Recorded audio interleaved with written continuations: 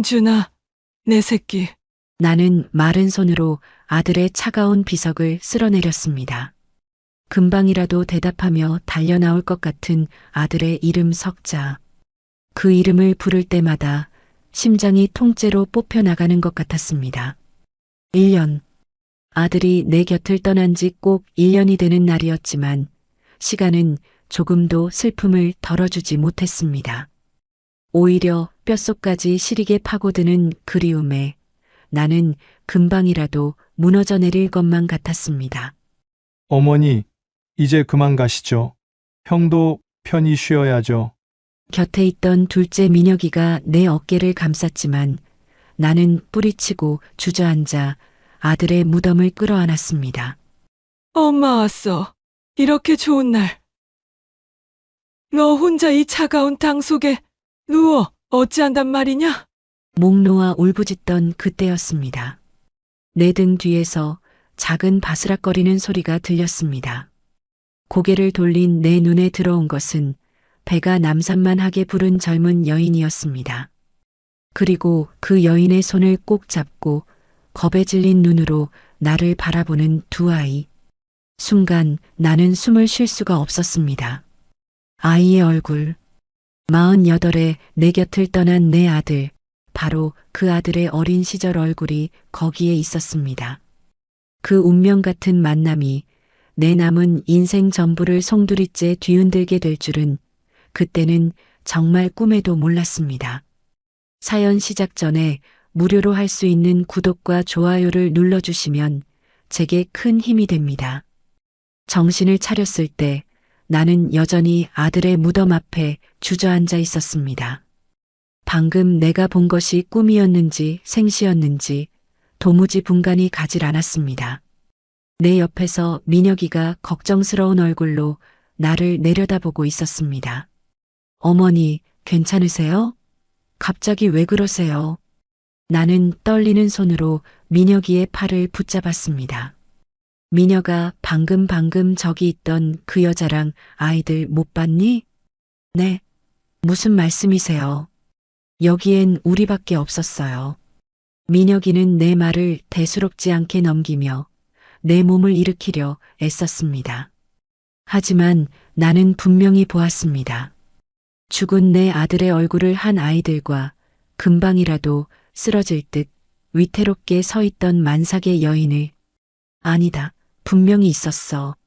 내 아들 민준이를 꼭 닮은 아이들이었어. 똑같이 생긴 사내 아이 둘. 내 말에 민혁이의 얼굴이 순간 굳어지는 것을 나는 놓치지 않았습니다. 하지만 그것도 잠시, 녀석은 곧 부드러운 미소를 지으며 내 등을 토닥였습니다. 어머니, 형이 얼마나 보고 싶으셨으면 헛것까지 다 보시고 오늘은 그만 들어가서 쉬세요. 이장 준비는 제가 다 알아서 하겠습니다. 헛것이라니. 내 두 눈으로 똑똑히 본 것을 헛것이라니. 나는 민혁이의 말을 믿을 수가 없었습니다. 하지만 세월의 무게를 이기지 못한 몸은 천근만근이었고 정신은 손뭉치처럼 흐릿했습니다. 결국 나는 민혁이의 부축을 받아 차에 오를 수밖에 없었습니다. 차창 밖으로 멀어지는 아들의 무덤을 바라보며 나는 눈을 감았습니다. 머릿속에는 온통 아들의 얼굴을 한 아이들의 모습이 떠나지 않았습니다. 그 까만 눈동자, 오뚝한 콧날, 꾹 담은 입술까지 그건 내 아들 민준이의 어린 시절 모습 그대로였습니다. 집으로 돌아와 뜨거운 물에 몸을 담갔지만 온몸에 든 한기는 좀처럼 가시지 않았습니다.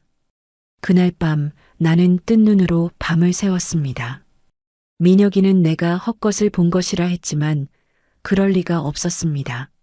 70평생 나는 단 한 번도 헛것을 본 적이 없는 사람이었습니다. 다음 날 아침 나는 비서를 불렀습니다. 김 비서, 우리의 아빠하고 큰애 묻혀 있는 선산 근처 어제 CCTV 전부 다 확인해봐. 회장님, 그곳은 워낙 외진 곳이라 CCTV가 거의 없습니다만. 없으면 만들어. 주변 마을 입구, 가게 앞 하다못해 지나가는 차들, 블랙박스까지 싹 다 뒤져. 어제 정오 무렵 만삭의 여자랑 쌍둥이 사내 아이들 모습이 찍힌 게 있는지 찾아내. 무슨 수를 써서라도. 내 단호한 명령에 김 비서는 잠시 망설이는 듯 했지만 이내 고개를 숙이고 방을 나갔습니다.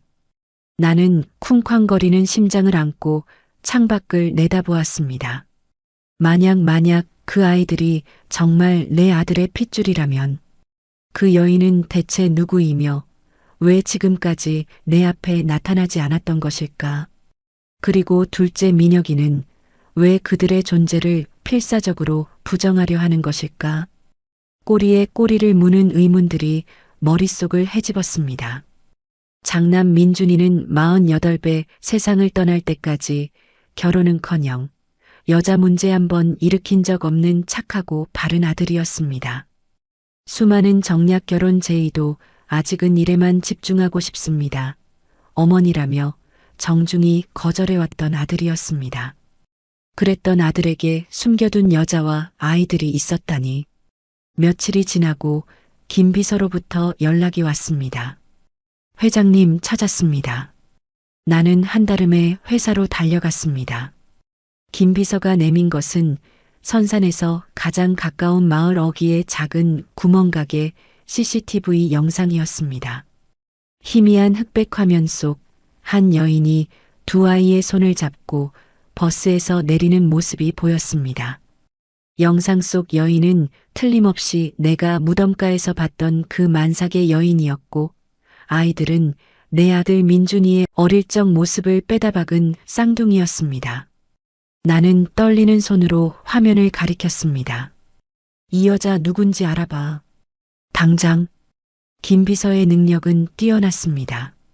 반나절도 지나지 않아 여자의 신상에 대한 보고서가 내 책상 위에 올라왔습니다. 이름 김수진, 나이 34. 특별한 직업 없이 경기도 외곽의 작은 빌라에서 두 아들과 함께 살고 있다는 것. 그리고 보고서의 마지막 줄에는 나를 경악게 한 한 문장이 적혀 있었습니다. 고 이민준 사장님과 수년간 사실혼 관계로 추정됨. 사실혼. 내 아들의 사실혼 관계. 눈앞이 캄캄해졌습니다. 이게 대체 무슨 소리란 말인가? 나는 당장 차를 준비하라고 소리쳤습니다. 김수진이라는 여자가 살고 있다는 그 빌라로 직접 가봐야 했습니다. 내 눈으로 직접 보고 내 귀로 직접 들어야 했습니다. 차가 경기도 외곽의 허름한 동네로 접어들었을 때 내 마음은 걷잡을 수 없이 요동쳤습니다.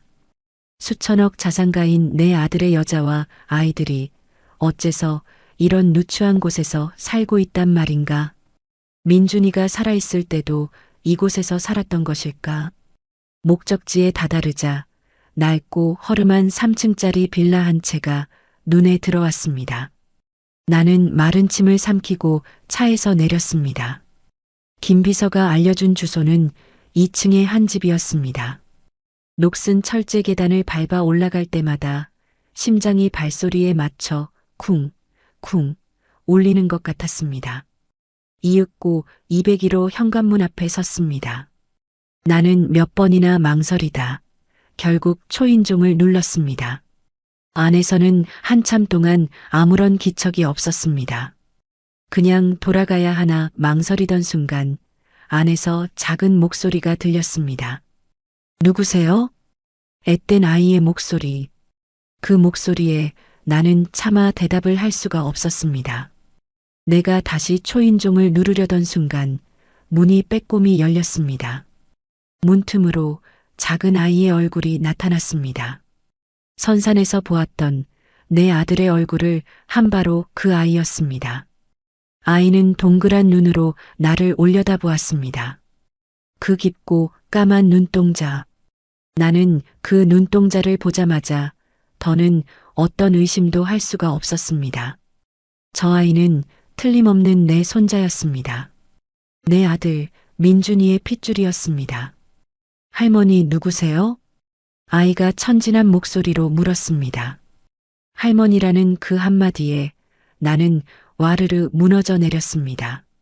눈물이 쉴 새 없이 뺨을 타고 흘러내렸습니다. 나는 그 자리에 주저앉아 아이의 작은 얼굴을 두 손으로 감쌌습니다. 아가, 아가. 내가 할 수 있는 말은 그것뿐이었습니다. 울음 섞인 내 모습에 아이가 놀라 뒷걸음질 치려던 순간 집안에서 여자의 목소리가 들렸습니다. 민호야, 누구니?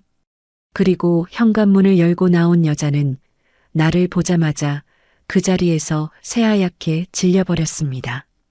선산에서 봤던 바로 그 여자 김수진이었습니다. 김수진이라는 여자는 나를 보자마자 마치 귀신이라도 본 사람처럼 파랗게 질려 있었습니다. 그녀의 손에는 다른 한 아이가 겁에 질린 채 매달려 있었습니다. 회장님, 여긴 어쩐 일로? 여자는 말을 더듬으며 아이들을 자신의 등 뒤로 숨기려 애썼습니다. 그 모습을 보니 억장이 무너졌습니다. 내 손주들인데 내가 내 손주들을 보는 것조차 저렇게 두려워해야 하다니. 나는 눈물을 닦고 자리에서 일어났습니다. 그리고 여자에게 말했습니다. 얘기 좀 합시다. 안으로 들어가도 되겠소? 여자는 잠시 망설이다. 결국 힘없이 고개를 끄덕이고 문을 열어주었습니다. 집안은 생각보다 더 좁고 허름했습니다. 작은 방 2개에 비좁은 거실, 가구라고는 낡은 소파와 작은 텔레비전이 전부였습니다. 이런 곳에서 JS그룹의 장손들이 살고 있었다니. 나는 소파에 앉아 내 앞에 고개를 숙인 채 서 있는 김수진이라는 여자를 바라보았습니다. 아이들은 엄마 뒤에 숨어 여전히 경계심 가득한 눈으로 나를 훔쳐보고 있었습니다. 묻겠소. 저 아이들, 내 아들 민준이 아이들이 맞소? 내 단도직입적인 질문에 여자의 어깨가 가늘게 떨렸습니다. 그녀는 한참 동안 아무 말도 하지 못하고 입술만 달싹였습니다. 나는 다그치지 않고 그녀의 대답을 묵묵히 기다렸습니다. 네. 한참 만에 모기만 한 목소리가 들려왔습니다. 네, 맞습니다, 회장님. 민호와 민재는 민준 씨의 아들들입니다. 그 한마디에 나는 다시 한번 눈앞이 아득해지는 것을 느꼈습니다. 올 것이 왔구나.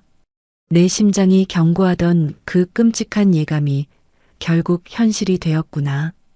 어째서 지금까지 숨기고 있었던 거요. 내 아들이 죽은 지 1년이 다 되도록 왜 나를 찾아오지 않았소? 나는 나도 모르게 소리를 버럭 질렀습니다. 내 목소리에 아이들이 놀라 울음을 터뜨렸고 여자는 황급히 아이들을 달래며 고개를 조아렸습니다. 죄송합니다. 회장님, 죄송합니다. 하지만 그럴 수가 없었습니다. 그럴 수가 없었다니. 그게 무슨 소리야? 민준 씨가 원하지 않았습니다. 회장님께 절대로 저희의 존재를 알리지 말아달라고 그렇게 신신당부를 했습니다. 아들이 원하지 않았다니. 내 아들이 자신의 핏줄을 내게 숨기라고 했다니. 나는 도저히 믿을 수가 없었습니다. 세상 누구보다 나를 아끼고 사랑했던 아들이었습니다. 단 한 번도 내 뜻을 거스른 적 없던 착한 아들이 어째서 그런 유언을 남겼단 말인가. 거짓말. 우리 민준이가 그럴 리가 없어. 내가 무슨 꿍꿍이로 내 아들 이름을 팔아먹는지는 모르겠지만 당장 진실을 말하지 못해. 내 고함에 여자는 더욱더 몸을 웅크렸습니다. 그녀의 눈에서 굵은 눈물방울이 쉴 새 없이 떨어져 내렸습니다. 정말입니다. 회장님, 민준 씨는 회장님께 걱정 끼쳐드리는 걸 세상에서 가장 싫어했습니다. 그래서 저희를 숨겨달라고 했던 겁니다. 나는 여자의 말을 믿어야 할지 말아야 할지 혼란스러웠습니다. 그때 등 뒤에 숨어있던 아이 중 하나가 내게 다가왔습니다. 그리고는 작은 손으로 내 손등을 토닥였습니다. 할머니, 울지 마세요. 엄마가 그랬어요. 우는 건 나쁜 거래요.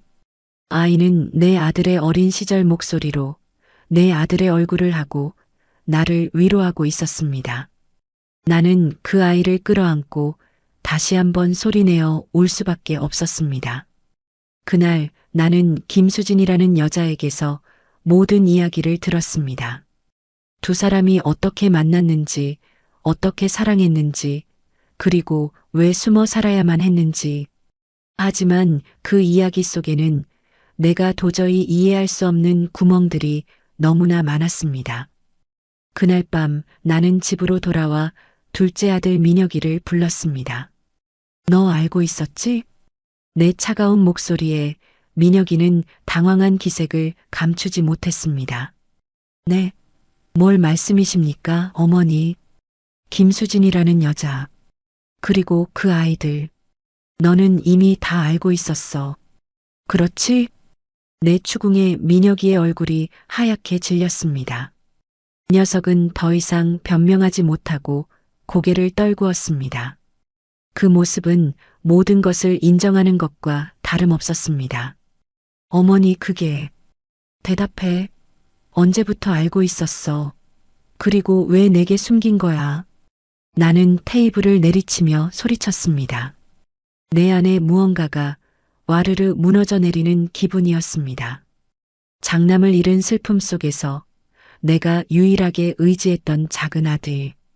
그 아들이 나를 철저하게 속이고 있었다니. 민혁이는 그제야 무릎을 꿇고 내게 애원하기 시작했습니다. 어머니, 죄송합니다. 하지만 다 어머니를 위해서였습니다. 그 여자는 형의 돈을 보고 접근한 꽃뱀입니다. 제가 알아서 정리하려고 했습니다. 어머니께는 차마 이런 더러운 일을 알려드릴 수가 없었습니다. 꽃뱀이라니. 아들의 무덤가에서 그렇게 서럽게 울던 여자가, 내 아들의 얼굴을 한 아이들을 낳은 여자가 고작 돈을 노린 꽃뱀이라니. 닥치거라. 내가 뭘 안다고 함부로 짓거려. 내가 직접 알아볼 것이다. 그 여자가 어떤 사람인지, 내 아들이 왜 그런 선택을 했는지 내가 내 눈으로 직접 확인할 것이야. 그러니 너는 이 일에서 당장 손 떼거라. 나는 차갑게 말하고 자리에서 일어났습니다. 민혁이는 내 바짓가랑이를 붙잡고 애원했지만 나는 돌아보지 않았습니다. 이미 내 마음속에는 둘째 아들에 대한 믿음 대신 차가운 의심의 그림자가 짙게 드리워져 있었습니다. 그리고 나는 그 의심의 끝에서 내가 무엇을 마주하게 될지 전혀 상상조차 하지 못하고 있었습니다. 거대한 비극의 소용돌이가 이미 나를 향해 다가오고 있다는 사실을 말입니다. 그날 이후 내 세상은 두 개로 쪼개졌습니다. 하나는 여전히 JS그룹의 회장 박정숙으로 살아가는 세상이었고, 다른 하나는 죽은 아들이 남긴 미스터리 속에서 길을 잃고 헤매는 어미의 세상이었습니다. 차남 민혁이는 내게 무릎을 꿇고 빌며 그 여자와 아이들은 형의 유산을 노리고 접근한 사기꾼들이니 자신이 깨끗하게 처리하겠다고 맹세했습니다. 하지만 나는 더 이상 그 아이의 말을 온전히 믿을 수가 없었습니다. 평생을 의지해온 아들에 대한 믿음과 내 심장이 경고하는 끔찍한 진실 사이에서 나는 밤새 잠을 이루지 못했습니다. 민혁이의 말이 사실이라면 내 아들의 명예를 더럽힌 그들을 가만둘 수 없었습니다. 하지만 만약 그 아이들이 정말 내 손주라면 그들을 이런 식으로 내친 민혁이를 나는 결코 용서할 수 없을 것 같았습니다. 다음 날 아침 나는 아무 일도 없었다는 듯 평소와 같이 식탁에 앉았습니다. 민혁이는 내 눈치를 살피며 조심스럽게 입을 열었습니다. 어머니, 어제는 제가 너무 경솔했습니다. 그래도 너무 상심치 마세요. 그런 파렴치한 것들은 제가 다. 나는 숟가락을 조용히 내려놓고 민혁이를 바라보았습니다. 그 여자 이름이 김수진이라고 했나? 내 질문에 민혁이의 얼굴이 다시 굳어졌습니다. 나는 짐짓 아무것도 모른다는 듯 말을 이었습니다. 꽃뱀이라기엔 행색이 너무 초라하더구나. 정말 돈을 노린 거라면 진작에 언론에 터뜨리거나 나를 찾아왔어야지. 어째서 내 형이 죽은 지 1년이 다 되어서야 그것도 무덤가에서 몰래 울고만 있었을까? 그건 그 여자의 수법이겠지요.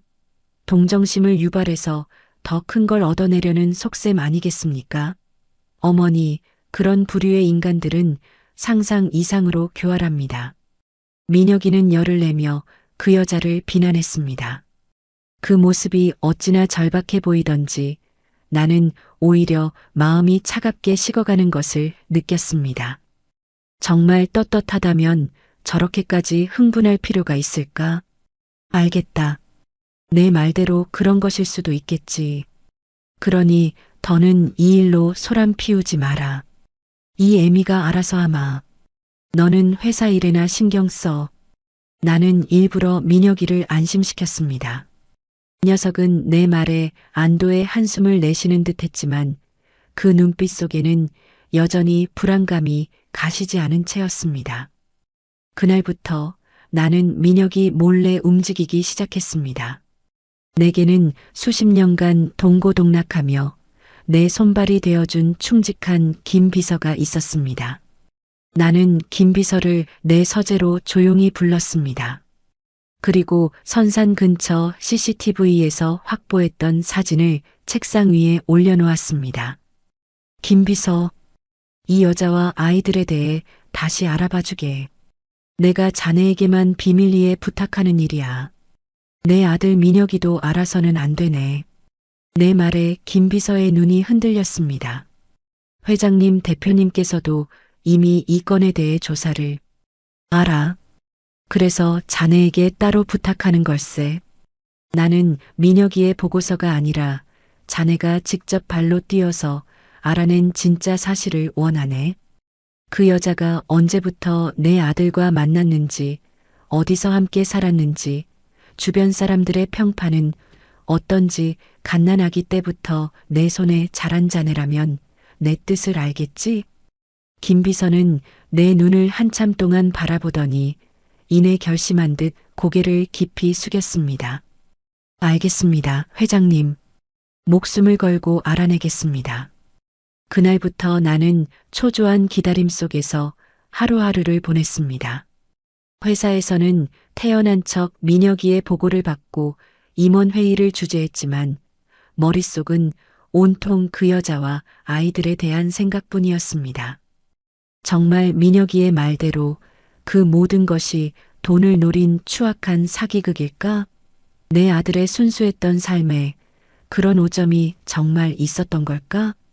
그러다 문득 나는 아들의 유품을 떠올렸습니다. 아들이 세상을 떠난 후 나는 슬픔을 이기지 못해 아들의 방을 그대로 봉해두었습니다. 민혁이는 형의 물건을 정리하자고 몇 번이나 말했지만 나는 차마 그럴 수가 없었습니다. 아들의 온기가 아직 남아있는 그 방에 들어갈 용기가 나지 않았습니다. 하지만 이제는 들어가야만 했습니다. 그곳에 내가 찾고 있는 답이 있을지도 모른다는 예감이 들었습니다. 나는 떨리는 손으로 아들의 방문을 열었습니다. 1년 동안 닫혀있던 방에서는 먼지와 함께 아들이 쓰던 옅은 스킨 향이 배어 나왔습니다. 나는 그 향기에 또다시 울컥 눈물이 쏟아질 것 같았지만 이를 악물고 참았습니다. 지금은 울고 있을 때가 아니었습니다. 방은 아들이 살아생전 모습 그대로였습니다. 단정하게 정리된 책상, 가지런히 꽂힌 책들, 벽에 걸린 낡은 사진들. 나는 천천히 방을 둘러보다 아들의 책상 서랍을 열었습니다. 그 안에는 아들이 쓰던 만년필과 수첩, 그리고 낡은 앨범 몇 권이 들어 있었습니다. 나는 앨범을 꺼내 한 장 한 장 넘겨보았습니다. 아들의 어린 시절, 학창 시절, 그리고 민혁이와 함께 찍은 사진들. 사진 속의 아들은 언제나처럼 온화한 미소를 짓고 있었습니다. 이토록 착하고 바른 아들이 정말 내게 말 못할 비밀을 가지고 있었단 말인가.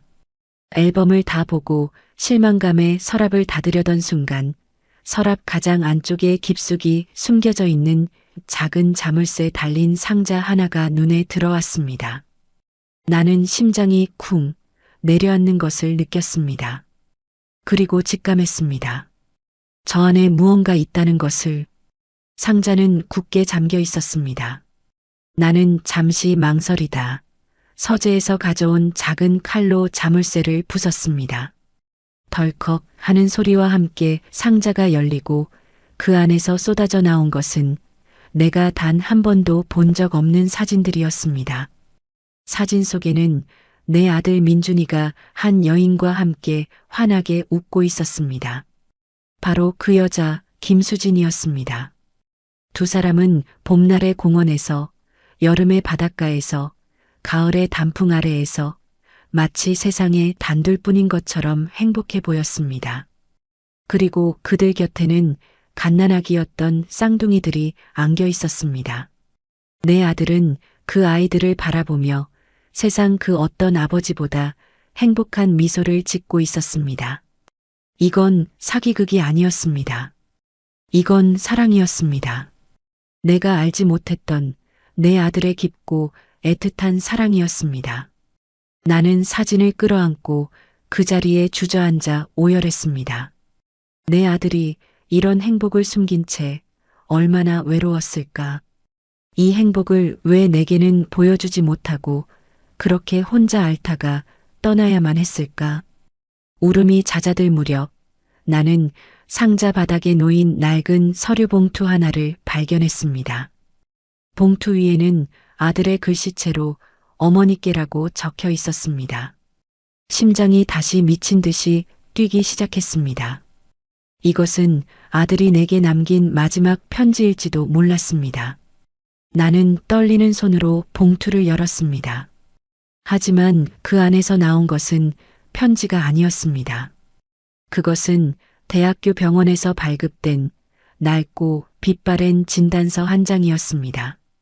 병명 확장성 심근병증, 생전 처음 보는 낯선 병명. 나는 고개를 갸웃거리며 진단서의 내용을 천천히 읽어내려갔습니다. 그리고 마지막 의사의 소견을 읽는 순간 나는 내 눈을 의심해야만 했습니다. 향후 15년에서 20년 내에 급성 심부전으로 이어질 가능성이 매우 높음. 진단서의 발급 날짜는 무려 20년 전이었습니다. 내 아들은 28배 젊은 나이에 이미 자신의 운명을 알고 있었던 것입니다. 심장이 점점 기능을 잃고 언제 멈출지 모르는 시한부 인생을 녀석은 꼬박 20년 동안이나 혼자서 감당해왔던 것입니다. 나는 진단서를 손에 쥔 채 그 자리에 망연자실하게 앉아 있었습니다. 그제야 모든 것이 이해가 되었습니다. 아들이 왜 그토록 결혼을 피했는지, 왜 그토록 자신의 삶을 드러내지 않으려 했는지, 사랑하는 사람을 젊은 나이에 과부로 만들 수 없어서 자신의 고통을 가족에게 보이고 싶지 않아서 내 착한 아들은 그렇게 혼자서 모든 것을 짊어지고 있었던 것입니다. 눈물이 비오듯 쏟아졌습니다. 아들에 대한 미안함과 그리움, 그리고 그런 아들의 마지막 행복마저 꽃뱀이라는 이름으로 더럽히려 했던 둘째 아들 민혁이에 대한 배신감과 분노가 뒤섞여 심장이 갈갈이 찢어지는 것 같았습니다. 그때 김 비서에게서 전화가 걸려왔습니다. 회장님 알아냈습니다. 김수진 씨와 아이들이 살고 있는 그 빌라 얼마 전 이민혁 대표님 이름으로 소유권이 이전되었습니다. 그리고 내일 아침 강제 퇴거가 집행될 예정이라고 합니다. 그 말을 듣는 순간 내 머릿속에 무언가가 툭 하고 끊어져 버렸습니다. 내 아들의 여자와 내 손주들을 길거리로 내쫓겠다고? 나는 전화기를 쥔 손을 부들부들 떨었습니다. 내 목소리는 나 자신도 놀랄 만큼 차갑고 단호하게 흘러나왔습니다. 김 비서, 당장 우리 회사 법무팀 전부 소집해. 그리고 자네는 지금 즉시 그 빌라로 가게. 내 이름으로 그 집의 어떤 물건에도 손대지 못하게 막아. 만약 머리카락 한 올이라도 건드리는 놈이 있다면 그 자리에서 다리를 부러뜨려도 좋네. 모든 책임은 내가 지겠네. 수학이 넘어 김비서의 긴장된 숨소리가 들려왔습니다. 그리고 내일 아침 이사회 긴급 소집하게. 안건은 대표이사 해임의 건이야. 내 손안에 낡은 진단서 한 장이 내 아들의 20년 세월을 단숨에 설명하고 있었습니다. 확장성 심근병증. 들어본 적도 없는 그 병명이 마치 독사처럼 내 심장을 파고들었습니다. 의사의 소견 마지막 줄에 적힌 향후 15에서 20년 내 급성 심부전 가능성. 진단서 발급일은 아들이 갓 28 되던 해였습니다. 그 꽃 같은 나이에 아들은 자신의 심장이 언젠가 멈출 것이라는 사형 선고를 받았던 겁니다. 나는 힘없이 바닥에 주저앉았습니다. 눈물조차 나오지 않았습니다. 그저 머릿속이 텅 비어버린 듯 아무 생각도 할 수가 없었습니다. 아들이 왜 그토록 결혼을 마다했는지, 왜 그토록 자신의 속을 드러내지 않았는지, 왜 그토록 일에만 매달렸는지 풀리지 않던 모든 의문들이 이 종이 한 장으로 풀려버렸습니다. 내 착한 아들, 내 바보 같은 아들. 이 애미에게는 괜찮다. 아무 걱정 마시라. 늘 그렇게 웃어 보이기만 했던 내 아들이 그런 끔찍한 고통을 혼자 더 짊어지고 있었다니. 이 애미는 그것도 모르고 좋은 자리 들어왔으니 선 한번 보라는 둥. 나이 50이 다 되도록 장가도 안 가고 뭐 하는 거냐는 둥. 온갖 모진 말로 아들의 속을 긁어댔습니다. 아들은 그때마다 어떤 심정으로 내 앞에서 웃고 있었을까요? 생각할수록 심장이 갈갈이 찢어지는 것 같았습니다. 얼마나 그렇게 앉아 있었을까? 나는 문득 진단서와 함께 발견했던 작은 상자를 다시 열었습니다. 그 안에는 김수진이라는 여자와 함께 찍은 사진들이 가득했습니다. 나는 떨리는 손으로 사진들을 하나하나 다시 살펴보았습니다. 사진 속에서 내 아들은 내가 평생 단 한 번도 본 적 없는 얼굴로 웃고 있었습니다. 모든 것을 내려놓은 듯 세상 가장 편안하고 행복한 얼굴. 그 여자와 아이들 곁에서만큼은 내 아들은 시한부 인생의 고통을 잠시나마 잊을 수 있었던 모양입니다. 사진들 밑에는 작은 USB 하나가 있었습니다. 나는 그것을 아들의 노트북에 꽂았습니다. 화면에는 영상 파일 하나가 있었습니다. 파일 이름은 사랑하는 수진이에게. 나는 마른 침을 삼키고 파일을 클릭했습니다. 화면이 밝아지며 낯익은 얼굴이 나타났습니다. 초췌하지만 여전히 온화한 미소를 띤 내 아들 민준이었습니다. 배경은 병실인 듯했고 아들의 코에는 산소호흡기가 꽂혀 있었습니다. 아마도 세상을 떠나기 얼마 전 마지막으로 남긴 영상인 듯했습니다. 수진아 나야. 이 영상을 내가 볼 때쯤이면 나는 아마 내 곁에 없겠지. 미안하다. 끝까지 함께 해주겠다는 약속 지키지 못해서 정말 미안하다. 아들의 메마른 목소리가 스피커를 통해 흘러나왔습니다. 나는 숨을 죽이고 화면에서 눈을 뗄 수가 없었습니다. 너를 처음 만난 날 기억나? 비 오는 날 다 죽어가던 나를 내가 우산 속으로 들어오게 해줬잖아. 그때 나는 남은 내 인생의 모든 행운을 다 써버렸다고 생각했다. 너같이 좋은 사람을 만나게 됐으니까. 하지만 너를 사랑하면 사랑할수록 나는 더 두려워졌다. 언젠가 너를 혼자 남겨두고 떠나야 한다는 사실이 죽음보다 더 무서웠어. 아들의 눈에 눈물이 고였습니다. 그래서 너를 몇 번이나 밀어냈는데 바보같이 너는 내 손을 놓지 않았지. 내 병을 알고도 내 곁에 있어 주겠다고 했지. 그리고 우리 민호, 민재까지 내게 세상 가장 큰 선물을 안겨줬지. 너와 우리 아이들 덕분에 나는 내 남은 생이 시한부가 아니라 축복이라는 걸 깨달았어. 고맙다, 수진아. 정말 고맙다. 아들은 잠시 말을 잇지 못하고 흐느꼈습니다.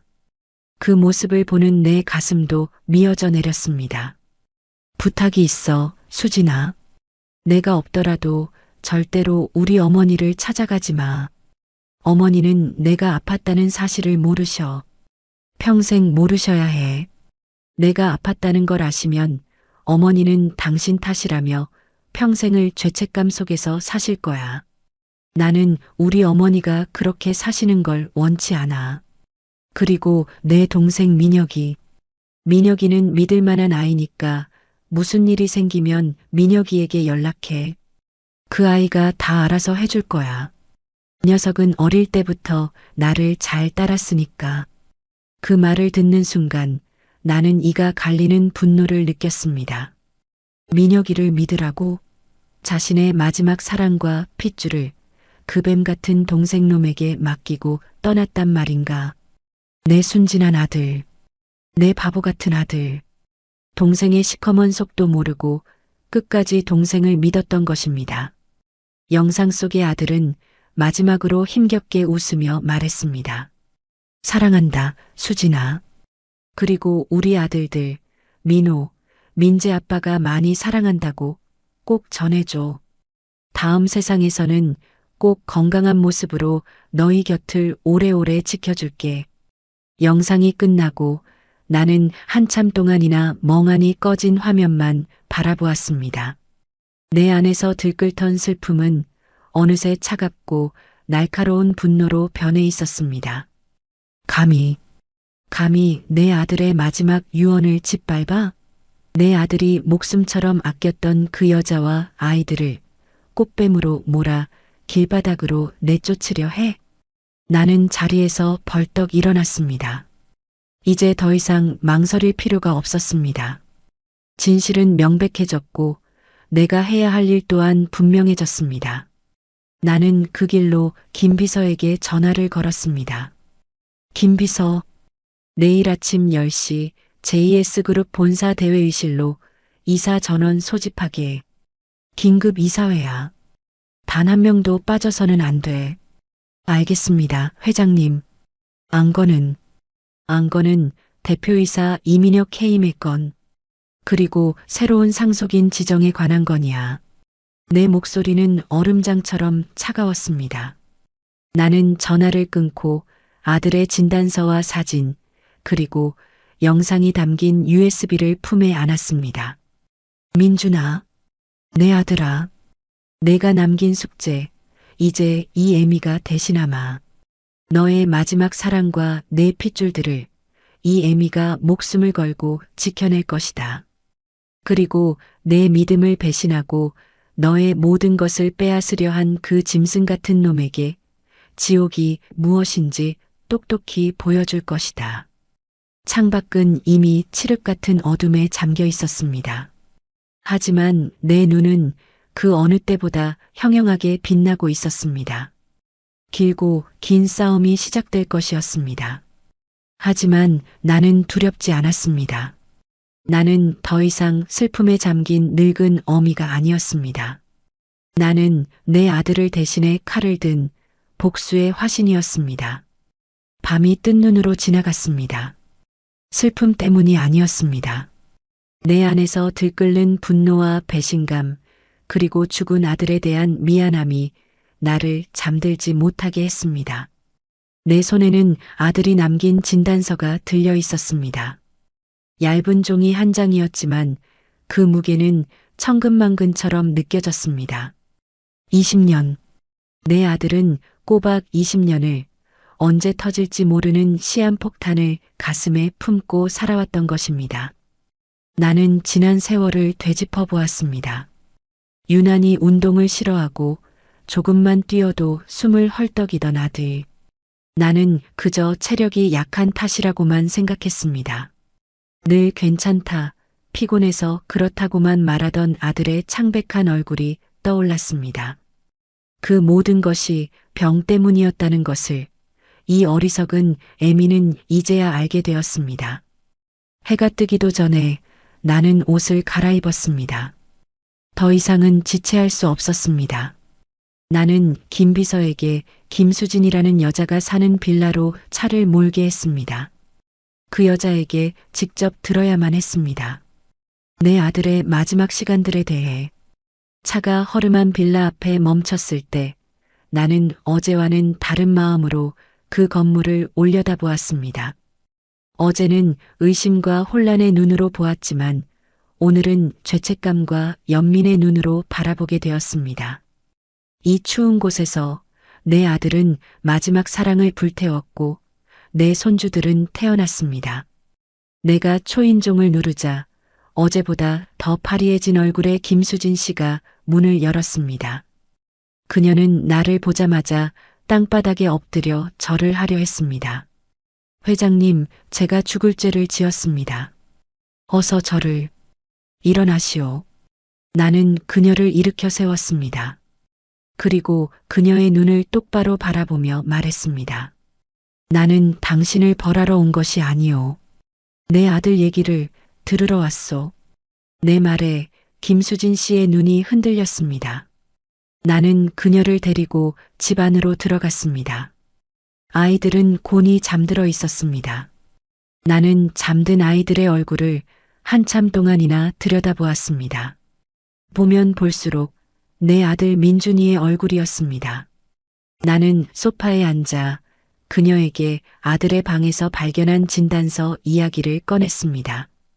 그 말을 듣는 순간 그녀는 참았던 눈물을 터뜨리며 오열하기 시작했습니다. 알고 계셨군요. 다 알고 계셨군요, 회장님.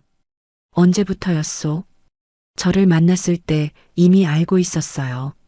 자기는 곧 죽을 사람이라고, 그러니 제발 자기 같은 사람 옆에 있지 말고 좋은 사람 만나라고 저를 몇 번이나 밀어냈어요.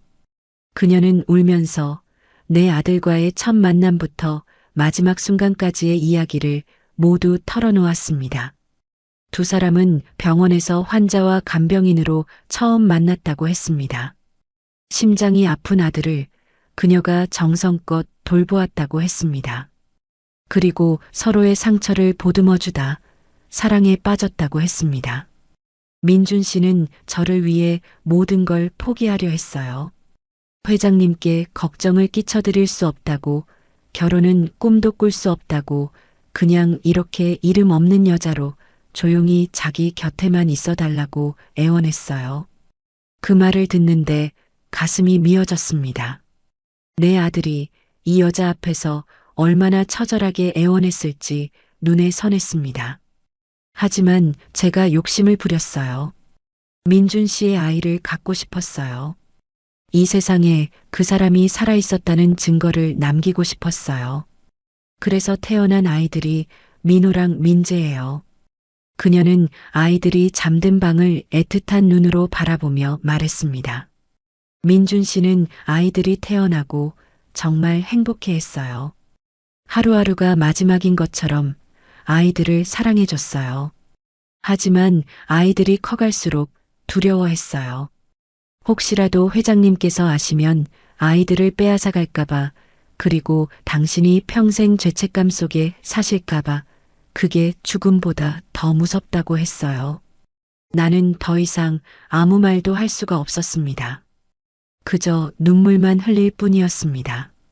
민준 씨가 떠나고 저는 정말 죽고 싶었어요. 하지만 이 아이들과 뱃속의 아이를 보며 버텼어요. 그러다 민혁 대표님이 찾아왔어요. 그 이름이 나오자 그녀의 몸이 사시나무처럼 떨리기 시작했습니다. 민혁 대표님은 모든 걸 알고 있었어요. 민준 씨의 병까지도요. 그는 저에게 형의 마지막을 더럽히지 말고 조용히 사라지라고 했어요. 아이들을 데리고 멀리 떠나면 평생 먹고 살 돈을 주겠다고 하지만 제가 거절하자 그는 돌변했어요. 그녀는 떨리는 손으로 낡은 장롱 서랍을 열었습니다. 그리고 그 안에서 작은 통장 하나와 편지 한 통을 꺼내 내게 내밀었습니다. 이건 민준 씨가 제게 남긴 마지막 선물이에요. 통장에는 김수진이라는 이름으로 10억이라는 돈이 찍혀 있었습니다. 그리고 편지에는 내 아들의 마지막 진심이 담겨 있었습니다. 사랑하는 수진아, 이 돈은 내가 평생 모은 내 개인 재산이다. 내가 떠나면 민혁이가 너와 아이들을 책임져 주기로 했지만 혹시라도 무슨 일이 생기면 이 돈으로 우리 아이들 배굶기지 말고 잘 키워다오. 미안하다. 이것밖에 해주지 못해서. 나는 편지를 읽고 통장을 손에 쥔 채 소리내어 울었습니다. 내 아들은 마지막 순간까지도 동생을 믿었고 자신의 여자와 아이들을 걱정했습니다. 그런데 그 뱀 같은 동생놈은 형의 마지막 부탁마저 짓밟고 이 가여운 사람들을 길거리로 내쫓으려 했던 것입니다.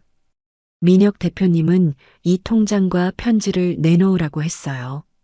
이게 있으면 제가 계속 딴 마음을 품을 거라고 그래서 숨겨두었어요.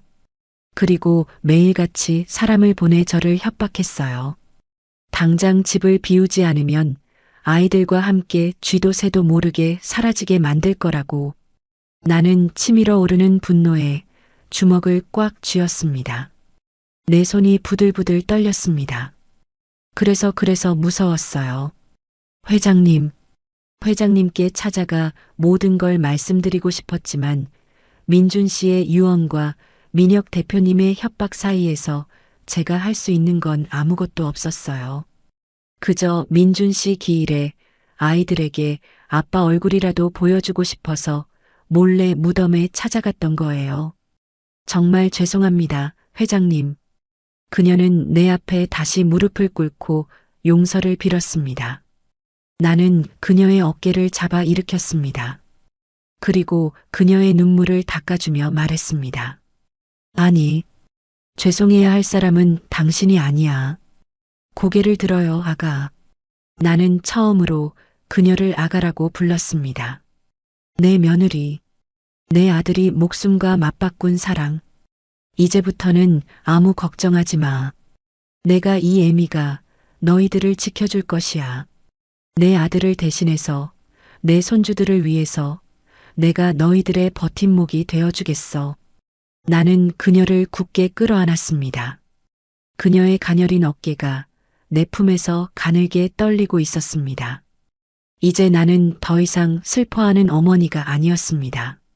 나는 내 아들이 남긴 소중한 유산을 지켜야만 하는 강인한 할머니이자 시어머니였습니다. 그날 나는 수진 씨와 아이들을 데리고 내 집으로 돌아왔습니다. 그리고 김 비서에게 내일 아침 있을 긴급 이사회를 위한 모든 준비를 마치라고 지시했습니다. 폭풍 전야. 집안의 모든 공기가 팽팽한 긴장감으로 가득 차 있었습니다. 이제 곧 모든 것이 제자리를 찾게 될 것입니다. 그리고 그 중심에 내가 서 있을 것이었습니다. 어머니의 이름으로. 그날 이후 나는 더 이상 울지 않았습니다. 눈물은 모든 것을 끝낸 뒤에 흘려도 늦지 않았습니다. 내 안의 슬픔은 차갑게 식어 복수를 향한 강철 같은 의지가 되었습니다. 나는 내 아들 민준이가 사랑했던 여자와 그 아이들을 지켜야만 했습니다. 그리고 내 아들의 믿음을 배신한 그 뱀 같은 놈을 내 손으로 끌어내려야만 했습니다. 가장 먼저 한 일은 수진 씨와 아이들을 안전한 곳으로 옮기는 것이었습니다. 나는 회사 명의로 된 한적한 별장으로 그들을 보냈습니다. 그리고 내 가장 믿음직한 경호원들을 붙여 개미 한 마리 얼씬하지 못하게 했습니다. 갑작스러운 환경 변화에 아이들이 놀랄까봐 장난감과 책을 산더미처럼 사서 보냈습니다. 수진 씨는 내 손을 붙잡고 몇 번이나 고맙다고 말하며 눈물을 흘렸습니다. 회장님, 저 같은 사람에게 이렇게까지 해주시지 않으셔도 되는데. 아가, 이제 자네는 저 같은 사람이 아니야. 자네는 내 며느리이고 저 아이들은 JS그룹의 대를 이을 내 손주들이야. 그러니 이제부터는 움츠리지 말고 당당하게 어깨를 펴. 이 시어미가 너희들의 가장 든든한 바람막이가 되어줄 테니. 내 말에 수진 씨는 또 한 번 오열했습니다.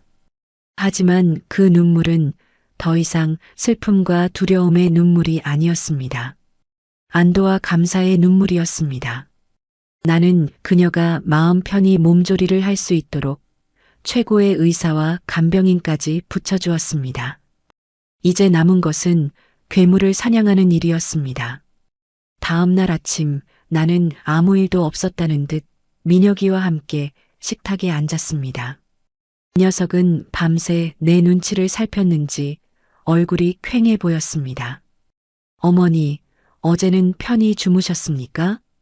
그럼 아주 편히 잤지. 내 말대로 다 부질없는 짓이더구나. 죽은 자식 붙잡고 울어봐야 무슨 소용이 있겠니? 이제 다 잊고 산 사람이라도 잘 살아야지. 나는 짐짓 허허로운 웃음을 지어 보였습니다. 내 말에 민혁이의 얼굴에 화색이 도는 것이 보였습니다. 녀석은 내가 모든 것을 포기했다고 생각하는 모양이었습니다. 어머니, 그렇게 생각하시니 정말 다행입니다. 그깟 사기꾼들 때문에 어머니 건강까지 해치실까봐 제가 밤새 얼마나 걱정했는지 모릅니다. 그래, 고맙다. 역시 내 아들은 너밖에 없구나. 민준이가 가고 나서 내가 없었으면 이 애미는 어찌 살았을꼬? 회사는 이제 온전히 내 것이다. 마음껏 내 뜻을 펼쳐보거라. 나는 녀석의 손을 잡고 인자한 어머니의 미소를 지었습니다. 내 연기에 민혁이는 완벽하게 속아 넘어간 듯 보였습니다. 녀석은 감격에 찬 얼굴로 내 손을 마주 잡았습니다. 어머니, 정말입니까? 정말 저를 믿어주시는 겁니까? 그럼 내 아들인데 믿고 말고. 그러니 이제 그 여자와 아이들 일은 깨끗하게 잊어버리자꾸나. 우리에겐 더 중요한 일들이 많지 않니? 그날 이후 나는 민혁이 앞에서 완벽한 아들 바보 노릇을 했습니다. 회사 경영에 대해 묻지도 않았고 녀석의 모든 결정을 지지하고 칭찬했습니다. 민혁이는 그런 내 모습에 완전히 방심했고 자신의 세상이 온 것처럼 기고만장해졌습니다. 하지만 녀석이 보지 못하는 곳에서 나는 차갑고 치밀하게 움직이고 있었습니다. 나는 우리 회사 법무팀의 최정예 변호사들을 내 집무실로 비밀리에 불러 모았습니다. 그리고 그들 앞에서 내 아들의 진단서와 사진, 그리고 영상이 담긴 USB를 꺼내 보였습니다. 모든 것을 확인한 변호사들은 하나같이 침통한 표정을 감추지 못했습니다. 회장님, 고 사장님께서 이런 아픔을 감상에 젖을 시간은 없소. 나는 지금부터 여러분에게 몇 가지 임무를 줄 것이요. 이것은 회장으로서 내리는 명령이자 한 어미로서 하는 부탁이요. 나는 변호사들에게 민혁이 대표이사로 취임한 이후의 모든 법인카드 사용 내역과 자금 흐름, 그리고 주요 계약건들을 샅샅이 뒤지라고 지시했습니다. 나는 확신했습니다. 형의 것을 빼앗으려 했던 놈이라면 회사 돈에도 분명히 손을 댔을 것이라고. 그리고 내일 열릴 긴급 이사회 준비를 하게. 안건은 대표이사 해임의 건. 법적으로 한치의 오차도 없이 완벽하게 준비해야 하네. 그놈이 빠져나갈 아주 작은 구멍 하나라도 있어서는 안 돼. 상법상 대표이사 해임은 주주총회 특별결의 사항이었습니다. 출석 주주 의결권의 3분의 2 그리고 발행 주식 총수의 3분의 1 이상의 동의가 필요했습니다. JS그룹의 지분은 나와 두 아들이 3등분하여 가지고 있었지만 내 지분만으로도 해임안을 통과시키기에는 충분했습니다. 문제는 녀석이 어떤 법적 꼬투리를 잡아 반격해 올지 모른다는 것이었습니다. 대표이사의 직무상 부정행위 혹은 법령이나 정관에 위반한 중대한 사실, 이것이 정당한 해임 사유가 될 것이요. 반드시 찾아내시오. 변호사들은 비장한 표정으로 내 명령을 받들었습니다. 그리고 며칠 후 그들은 내 예상이 틀리지 않았다는 것을 증명하는 두꺼운 보고서를 들고 왔습니다. 민혁이는 대표이사로 취임한 후 자신의 정부에게 회사 명의의 고급 아파트를 제공하고 법인카드로 수억 원대의 명품을 사주었습니다. 심지어 페이퍼 컴퍼니를 세워 회사 자금을 빼돌린 정황까지 포택되었습니다. 그 액수는 내가 상상했던 것 이상이었습니다. 보고서를 읽는 내내 나는 피가 거꾸로 솟는 것을 느꼈습니다. 죽어가는 형의 마지막 사랑까지 짓밟으려 했던 놈이 뒤에서는 그런 추악한 짓을 벌이고 있었다니. 나는 보고서를 테이블 위에 내려놓고 김 비서를 불렀습니다. 김 비서, 내일 이사회에 이민혁 대표이사의 정부라는 그 여자도 증인으로 부르게.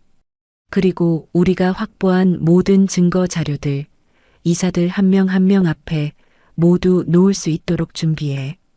알겠습니다, 회장님. 아, 그리고 한 가지 더. 내일 이사회 영상 처음부터 끝까지 전부 녹화하게. 그리고 언론사에 배포할 준비도 미리 해두게.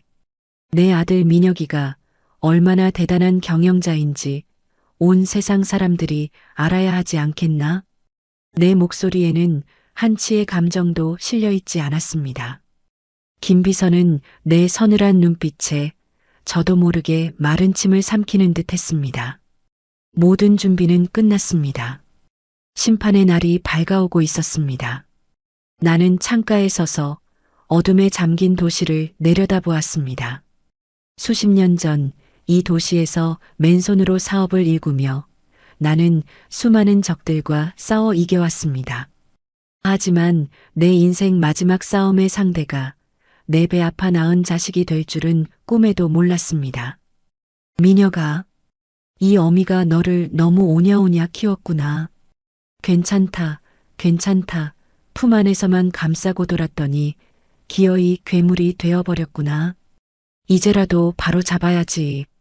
내가 저지른 죄의 대가가 얼마나 무서운 것인지 이 어미가 뼈저리게 느끼게 해주마. 사냥은 이제부터 시작이었습니다. 지금부터 JS그룹 긴급 이사회를 시작하겠습니다. 무겁고 차가운 정적이 대회의실을 짓눌렀습니다. 평생을 내 곁에서 회사를 지켜온 늙은 임원들의 얼굴에는 당혹감과 긴장감이 역력했습니다. 그리고 그들 사이에 아무것도 모른 채 의기양양한 얼굴로 앉아있는 내 아들 이민혁이 있었습니다. 이 녀석은 어젯밤 내가 모든 것을 용서하고 자신의 손을 들어주었다고 굳게 믿고 있는 듯 했습니다. 어머니, 갑자기 이사회는 어쩐 일이십니까? 저에게 미리 말씀이라도 해주시지. 민혁이는 내게 친근하게 말을 걸어왔습니다. 나는 아무 대답 없이 그저 싸늘한 눈으로 녀석을 바라볼 뿐이었습니다. 내 눈빛에서 무언가 불길한 낌새를 느꼈는지 녀석의 얼굴이 조금씩 굳어지기 시작했습니다. 나는 천천히 자리에서 일어났습니다.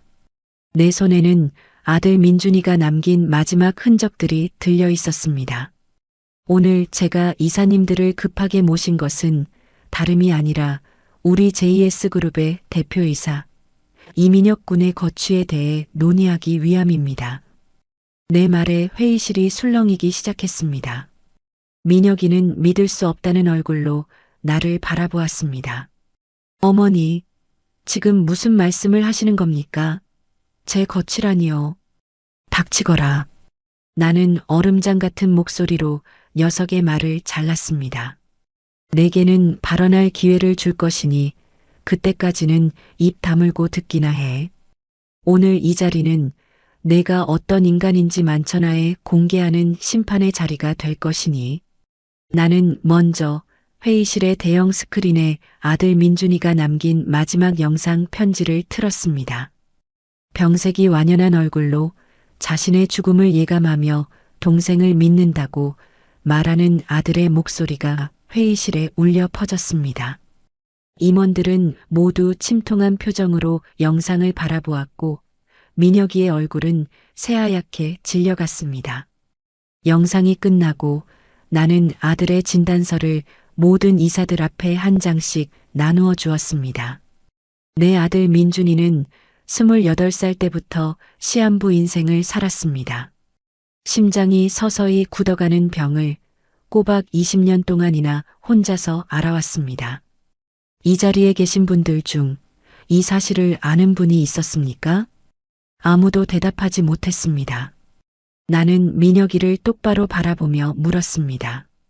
너는 알고 있었겠지. 내 형이 매일 밤 죽음의 공포와 싸우고 있었다는 사실을. 민혁이는 아무 말도 하지 못하고 입술만 파르르 떨고 있었습니다. 그런데 너는 그런 형의 마지막을 어떻게 대했지? 내 형이 목숨처럼 아꼈던 여자와 핏덩이 같은 자식들을 꽃뱀과 사생아로 몰아 길거리로 내쫓으려 했어. 내 형이 남긴 마지막 유산마저 빼앗으려 했지. 인간이라면 차마 할 수 없는 짓을 내가 저질렀단 말이다. 내 고함에 민혁이가 자리에서 벌떡 일어났습니다. 아닙니다.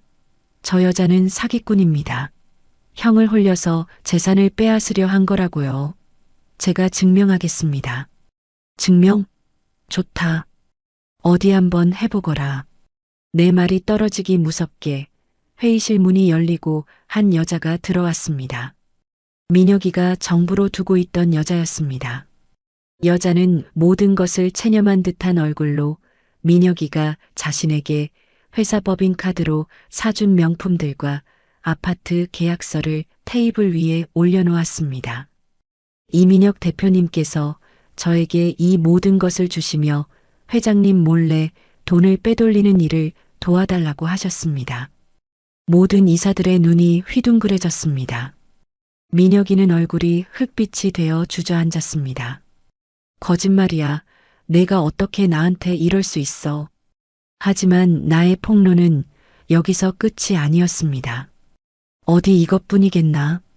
이민혁 대표는 자신의 형이 목숨 걸고 지켜낸 회사의 돈을 마치 제 쌈짓돈처럼 빼돌렸습니다. 여기 그 증거들이 있습니다. 법무팀 직원들이 들어와 산더미 같은 자료들을 이사들 앞에 쌓아놓기 시작했습니다. 민혁이가 세운 페이퍼 컴퍼니의 서류들, 그의 횡령과 배임 내역이 적나라하게 기록된 회계장부지. 모든 증거 앞에서 민혁이는 더 이상 아무 변명도 하지 못했습니다. 나는 마지막으로 이사들을 향해 말했습니다. 존경하는 이사님들, 저는 오늘 이 자리에서 JS그룹의 대주주이자 이 회사를 세운 창업주로서 그리고 자식을 앞세운 한 어미로서 여러분께 묻고자 합니다. 죽은 형의 마지막 소원마저 짓밟고 회사의 돈을 훔쳐 자신의 배를 불린 이런 자가 과연 우리 JS그룹의 대표이사 자격이 있습니까? 회의실에는 무거운 침묵이 흘렀습니다. 잠시 후 가장 연장자인 박 부회장이 자리에서 일어나 고개를 숙였습니다. 회장님, 저희가 사람을 잘못 봤습니다. 이 모든 사태에 대해 저희 이사들도 책임을 통감합니다. 대표이사 해임안에 전원 동의합니다. 그 말을 시작으로 모든 이사들이 자리에서 일어나 동의를 표했습니다. 상법 제385조 대표이사 해임은 주주총회 특별 결의로 가능하며 직무에 관한 부정행위 또는 법령이나 정관에 위반한 중대한 사실이 있을 때 정당한 사유가 성립됩니다. 민혁이의 죄는 차고도 넘쳤습니다. 자, 그럼 대표이사 이민혁 해임의 건에 대한 표결을 시작하겠습니다. 결과는 만장일치 가결이었습니다. 모든 것이 끝났다고 생각한 순간 민혁이가 내게 달려와 바짓가랑이를 붙잡고 애원하기 시작했습니다. 어머니, 제가 잘못했습니다. 한 번만 제발 한 번만 용서해 주세요. 어머니, 제가 다 잘못했어요. 녀석은 어린아이처럼 엉엉 울며 내게 매달렸습니다. 하지만 내 마음은 바위처럼 차갑고 단단했습니다. 나는 녀석의 손을 차갑게 뿌리치고 싸늘하게 내려다보며 말했습니다. 어머니, 이제 와서 내가 내 어머니로 보이더냐? 내가 죽은 내 형의 마지막 소원을 짓밟았을 때 나는 이미 너 같은 아들을 둔 적이 없다. 나는 경호원들을 시켜 울부짖는 민혁이를 회의실 밖으로 끌어냈습니다. 녀석은 끌려나가면서도 끝까지 내 이름을 부르며 애원했습니다. 하지만 나는 단 한 번도 뒤돌아보지 않았습니다. 회의실에는 다시 정적이 찾아왔습니다. 나는 텅 비어버린 대표이사 자리를 바라보며 조용히 선언했습니다. 이제 모든 것을 제자리로 돌려놓을 것입니다. 내 아들 고 이민준 사장의 이름으로. 이것은 끝이 아니었습니다. 이것은 이제 겨우 시작일 뿐이었습니다. 심판은 아직 끝나지 않았습니다. 이민혁 전 대표에 대한 상속권 박탈 소송을 정식으로 제기합니다. 내 법률 대리인의 목소리가 기자회견장을 가득 메운 수많은 기자들 앞에서 단호하게 울려 퍼졌습니다. 이사회에서 민혁이를 끌어낸 다음 날 나는 한치의 망설임도 없이 다음 단계에 돌입했습니다. 녀석을 단순히 대표이사 자리에서 끌어내리는 것만으로는 내 아들의 한을 풀 수도 내 분노를 잠재울 수도 없었습니다. 나는 민혁이를 상대로 상속인으로서의 권리를 박탈해달라는 소송을 법원에 제기했습니다. 뿐만 아니라 업무상 횡령과 배임 혐의로 검찰에 정식으로 형사고발까지 마쳤습니다. JS그룹의 후계자에서 하루아침에 파렴치한 범죄자로 전락한 것입니다. 세상은 발칵 뒤집혔습니다. 어머니가 아들을 직접 고발하고 상속권까지 빼앗으려 한다는 소식에 온갖 억측과 소문이 난무했습니다. 하지만 나는 조금도 흔들리지 않았습니다. 세상이 나를 아들마저 내치는 비정한 어미라고 손가락질해도 상관없었습니다. 나는 진실을 알고 있었고 내가 가야 할 길을 알고 있었기 때문입니다. 모든 법적인 절차를 마친 후 나는 가장 중요한 일을 시작했습니다.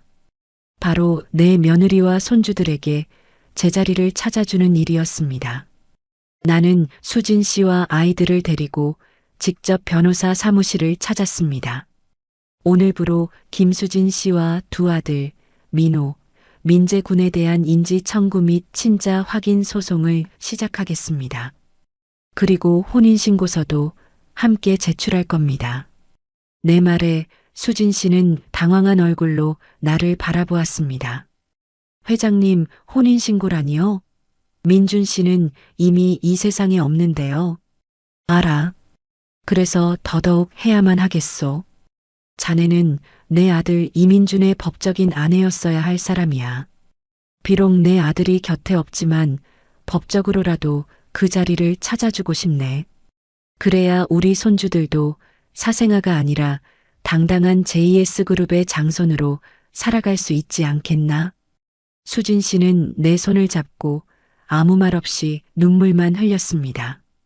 그녀의 눈물 속에서 나는 죽은 내 아들의 모습을 보았습니다. 친자 확인 절차는 순조롭게 진행되었습니다. 민준이와 아이들의 유전자 검사 결과는 99.9%의 친자 관계를 증명했습니다. 법원은 우리의 손을 들어주었고 마침내 아이들은 내 아들 민준이의 아들로 그리고 나는 그 아이들의 할머니로 법적인 관계를 인정받게 되었습니다. 모든 것이 제자리를 찾았을 때 나는 마지막으로 세상 앞에 서기로 결심했습니다. 나는 JS그룹 본사에서 대규모 기자회견을 열었습니다. 수많은 카메라와 기자들 앞에서 나는 내 며느리 수진 씨와 내 손주 민호, 민재의 손을 잡고 단상에 올랐습니다. 아이들은 갑작스러운 소란에 놀란 듯 했지만 나는 아이들의 귀에 대고 속삭였습니다. 괜찮아, 아가들아. 할머니가 옆에 있잖니. 아무것도 무서워할 필요 없어. 나는 마이크를 잡고 준비해온 원고 없이 내 마음속의 이야기를 시작했습니다. 이 자리에 와주신 기자 여러분, 감사합니다. 저는 오늘 JS그룹의 회장이 아니라 한 아들의 어미로서 그리고 두 손자의 할미로서 이 자리에 섰습니다. 나는 내 아들 민준이가 앓았던 병에 대해 그리고 왜 결혼을 피할 수밖에 없었는지에 대해 담담하게 털어놓았습니다. 그리고 내 옆에 서 있는 수진 씨가 그런 아들의 마지막을 지켜준 고마운 며느리이며 이 아이들이 내 아들이 남긴 소중한 핏줄 JS그룹의 유일한 상속자들이라는 사실을 세상에 공표했습니다. 제 둘째 아들 이민혁은 이 모든 사실을 알고도 자신의 형이 남긴 마지막 유산을 빼앗으려 했습니다. 저는 오늘 그 아이에게 상속되었던 모든 재산을 환수하고 그 모든 것을 제 며느리와 손주들에게 물려주고자 합니다. 기자회견장은 벌집을 쑤신 듯 소란스러워졌습니다. 수많은 질문들이 쏟아졌지만 나는 더 이상 대답하지 않았습니다. 대신 내 손주들을 따뜻하게 끌어안아 주었습니다. 이제부터는 이 아이들이 JS그룹의 새로운 주인이 될 것입니다. 그리고 저는 제 남은 인생 전부를 내 며느리와 손주들을 위해 바칠 것입니다. 그것이 먼저 떠난 내 아들과 한 이 어미의 마지막 약속입니다. 그날 이후 세상의 모든 여론은 돌아섰습니다. 사람들은 비정한 어미가 아니라 아들의 마지막 사랑을 지키려는 위대한 어머니의 모습에 감동했고 이민혁의 파렴치한 악행에 분노했습니다. 모든 것을 잃은 민혁이는 결국 횡령과 배임 혐의로 구속되어 차가운 감옥에 갇히는 신세가 되었습니다. 이 녀석은 마지막까지 내게 편지를 보내 용서를 구했지만 나는 단 한 번도 답장하지 않았습니다. 용서는 신에게나 구하라고 말해주고 싶었습니다. 모든 폭풍이 지나간 후 우리 집에는 오랜만에 웃음꽃이 피었습니다. 나는 며느리 수진 씨와 뱃속에서 자라고 있는 또 다른 손주를 위해 매일같이 맛있는 음식을 만들어 주었습니다. 그리고 쌍둥이 손주들 민호와 민재에게는 세상에서 가장 좋은 할머니가 되어주기 위해 노력했습니다. 아이들은 처음에는 나를 어색해했지만 내 진심을 느꼈는지 어느새 내 뒤를 졸졸 따라다니며 할머니, 할머니 하고 부르기 시작했습니다. 나는 그 목소리를 들을 때마다 죽었던 내 심장이 다시 뛰는 것을 느꼈습니다. 어느 맑은 가을날 나는 며느리와 손주들을 데리고 아들의 무덤을 다시 찾았습니다. 나는 아들의 비석 앞에 활짝 핀 국화 한 다발을 내려놓았습니다. 민준아, 보고 있니? 내가 그토록 지키고 싶어 했던 내 가족들, 이제 이 애미가 지켜주고 있단다. 그러니 이제는 아무 걱정 말고 하늘에서 편히 쉬렴. 내 말에 수진 씨가 조용히 내 곁으로 다가와 내 손을 잡았습니다. 그리고 쌍둥이 아이들은 아들의 무덤을 향해 고사리 같은 손을 흔들며 외쳤습니다. 아빠 안녕. 할머니랑 엄마랑 우리 잘 지내고 있어요. 그 모습을 보는데 나도 모르게 눈물이 흘러내렸습니다. 하지만 그 눈물은 더 이상 슬픔의 눈물이 아니었습니다. 그것은 감사와 행복, 그리고 새로운 희망의 눈물이었습니다. 나는 내 곁에 있는 새로운 가족들을 끌어안았습니다. 이제 내게는 지켜야 할 사람들이 있었습니다. 그리고 그들을 위해 나는 더 강해져야만 했습니다.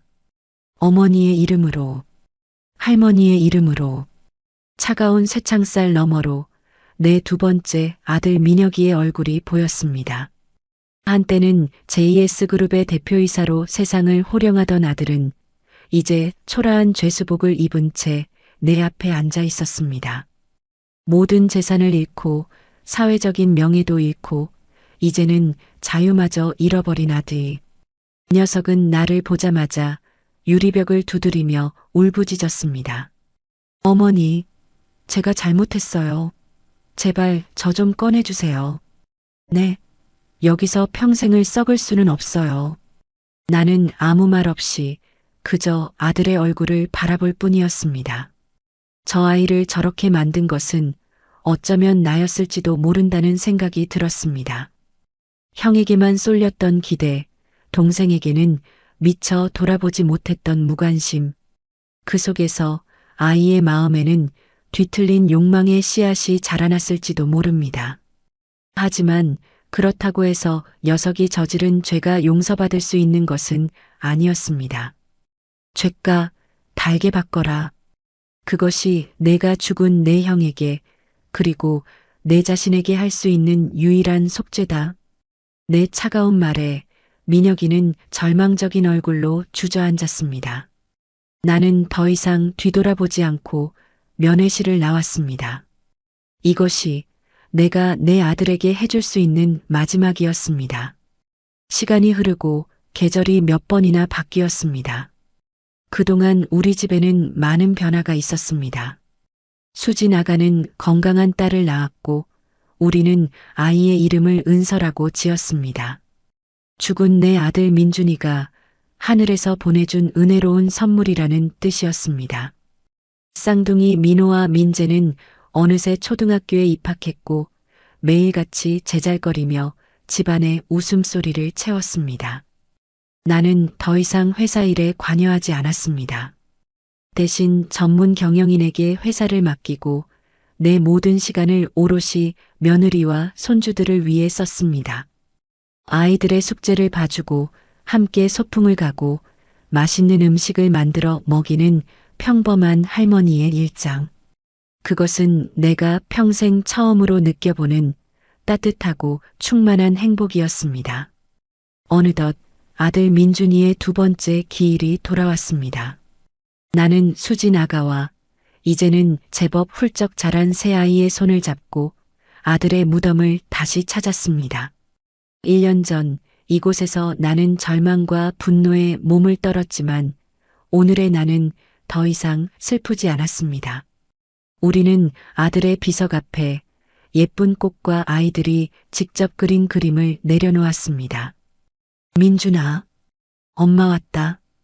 내가 남겨준 예쁜 아가들이랑 내가 그토록 사랑했던 며느리랑 같이 왔어. 하늘에서 보고 있니? 우리 아주 잘 지내고 있단다. 나는 비석을 쓰다듬으며 담담하게 말했습니다. 그러자 쌍둥이 민호가 내게 물었습니다.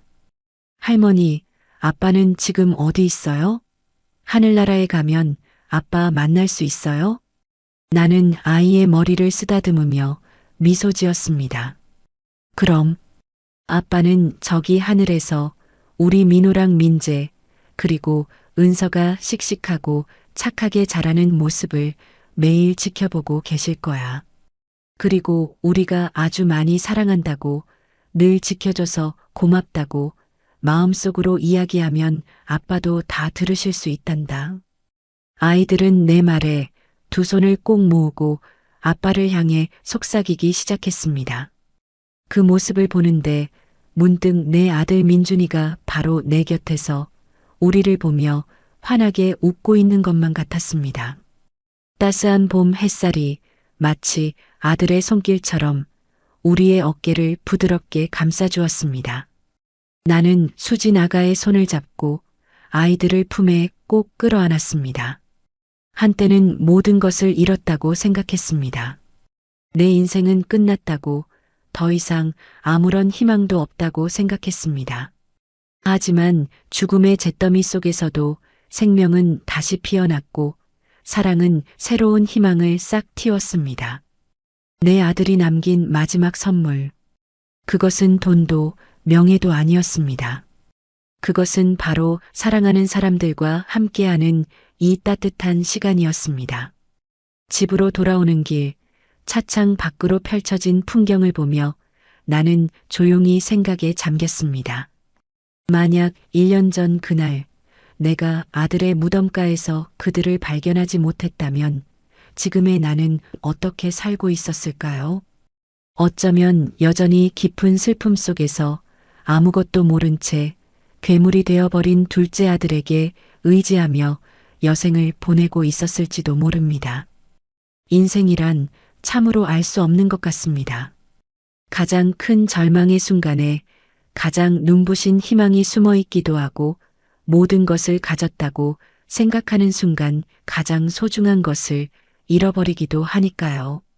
나는 이제 더 이상 과거에 얽매여 슬퍼하지 않으려 합니다. 내게 남겨진 이 소중한 시간을 내 사랑하는 가족들을 위해 온전히 사용하고 싶습니다. 그리고 언젠가 내가 내 아들의 곁으로 돌아가는 그날 나는 웃으며 말해줄 것입니다. 내 덕분에, 내가 남긴 사랑 덕분에 엄마의 마지막은 참으로 행복했다고, 정말 고마웠다고 말입니다.